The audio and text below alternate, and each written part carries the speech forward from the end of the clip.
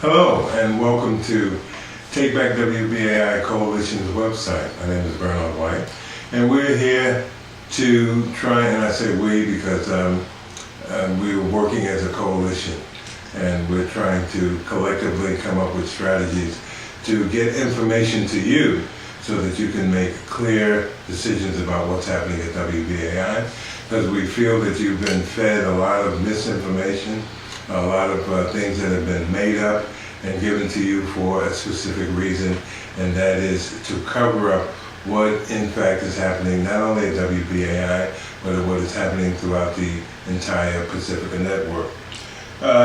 It should be clear by now, in May, we were first introduced to Grace Aaron, who came on the scene at WBAI in the middle of the night in an attempt to try and take over WBAI's transmitter, which should have been something that should have alerted all of us right away that something is wrong.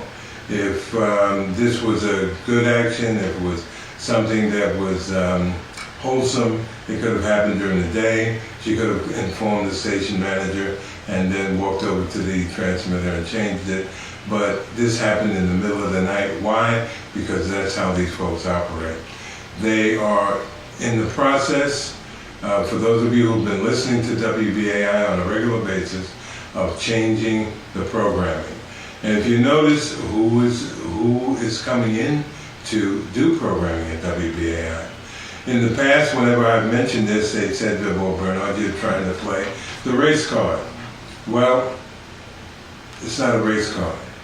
The fact is that all of the people that they brought in to do additional programming have been white.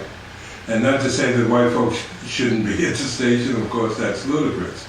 But what happens is that when they bring folks in, you also are eliminating the possibilities of other folks coming in. And by that I mean that there have been, since May, about 4 or 5 different producers that have been brought in. All of them have been white. All of them spend most of their time talking to other white people about their view of the world.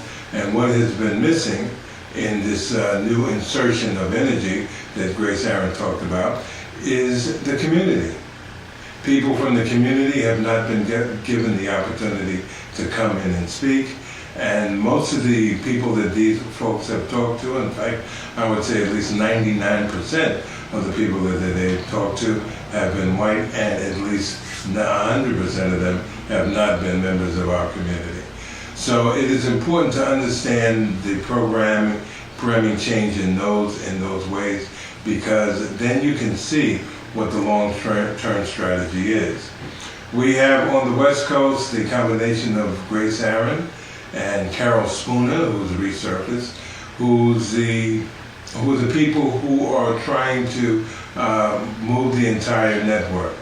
They, along with on the East Coast, Steve Brown, who, as most of you know, is a disgraced marketer of junk mail, who has been told by 7 attorneys generals in 7 states around the country that he cannot do business in their state because of unscrupulous practices. Well, that's who's in fact running WBAI right now. Now, one of the things that we've been told is that it gets kind of confusing is that, look, you say that it's race, you say that Stephen Brown is in charge, but they're all black people that are coming to the air. In fact, in most of the, just about all of the reports to the listeners, it's been black people who've been up front. Well, we all understand the relationship that takes place in a neo-colonial setting once an invasion has taken place. And in fact, that's one of the best frameworks to understand this whole phenomenon. There's no difference when you take a look at it holistically about what has happened to WBAI and say what's happened in the Congo. First, there was a demonization of the leadership. Then there was demonization which was done to make the people feel, just before the invasion, that this was something that needed to happen. And so you had a demonization program going on at WBAI and throughout Pacifica, talking about BAI's management. You had a destabilization program, an internal destabilization program which tried to make the station ungovernable, unmanageable by co-opting certain members of the staff at WBAI. Then you had the pre-invasion party to come in and reconnoiter. That's Grace Aaron when she came in to tell us what was happening at WBAI. A variety of different fabrications and exaggerations, exploiting a real bad financial situation, but one that the former station manager Anthony Riddle was working on.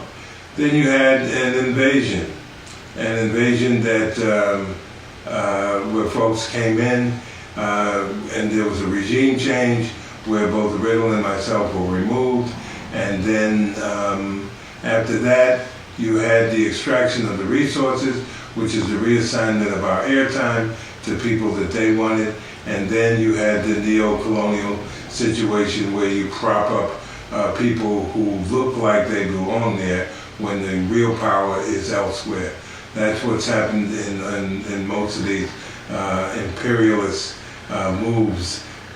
So the new leadership at WBAI, the new leadership at Pacifica has left a trail of deception. When you take a close look and pay close attention to what it is that they've been doing, you see that they have really exaggerated the truth, that they have really stretched it out to try and manipulate listeners into moving in a particular direction.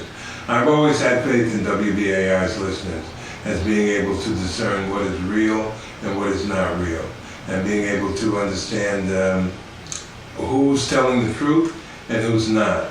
All you have to do is just pay close attention and look at the information as it comes to you. These folks are not being honest.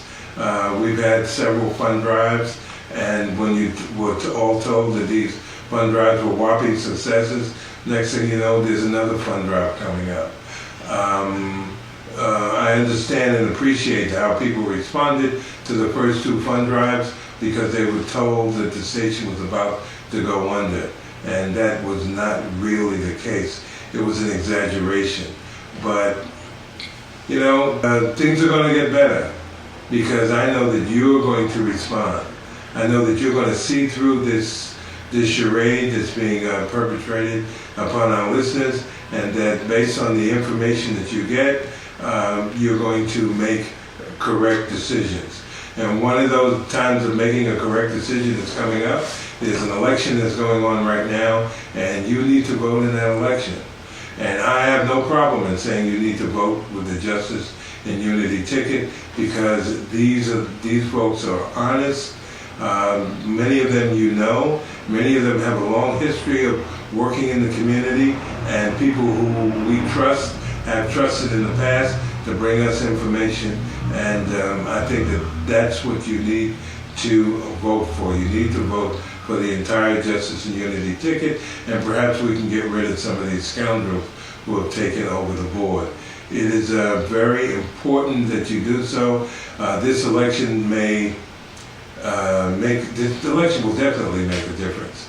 So I'll be back to you. This is the first in a series of updates of what's going on, and we'll be a bit more targeted in the future updates. And until next time, stay strong and pay close attention.